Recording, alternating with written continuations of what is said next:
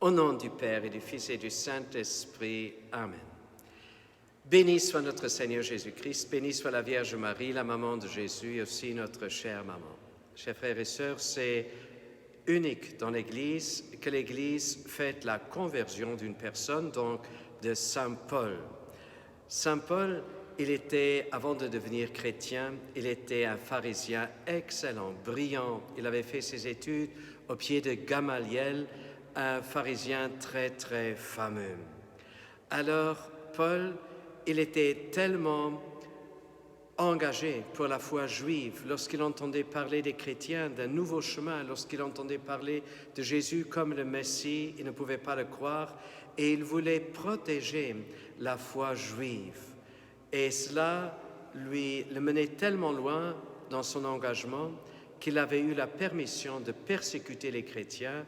Et nous le savons, Étienne fut mis à mort par Paul. En fait, il était d'accord avec son exécution.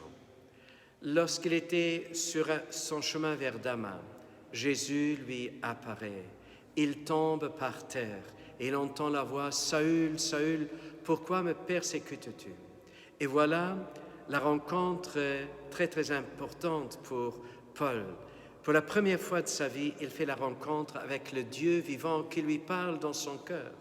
Et après son baptême, ses yeux furent ouverts et sa cécité, en fait, est un signe de sa cécité spirituelle. Alors, après le baptême, ses yeux s'ouvrirent et c'est l'Esprit Saint qui lui a fait comprendre que Jésus est vraiment le Messie. Et depuis lors, il s'est mis en route avec beaucoup de difficultés pour annoncer l'Évangile. Il est devenu l'évangélisateur le plus grand. Il est devenu l'apôtre de la bonne nouvelle. Et nous lui devons beaucoup, beaucoup de beaux enseignements. Je voudrais reprendre une citation de Saint Paul dans la lettre aux Romains, au 5e chapitre, le verset 20.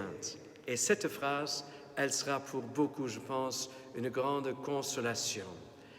Paul écrit « Là où le péché a abondé, la grâce et la miséricorde de Dieu a surabondé. » Et lui, il savait de quoi il parlait parce qu'il avait un meurtre sur sa conscience. Alors il avait fait l'expérience du pardon, de la miséricorde de Dieu et combien Dieu lui a pardonné.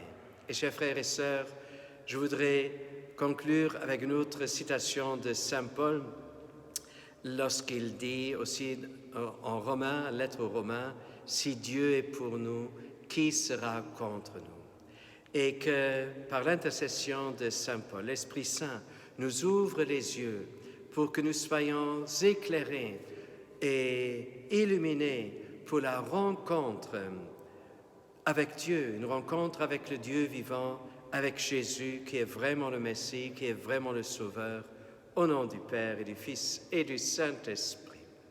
À nous tous, une bonne et une sainte journée.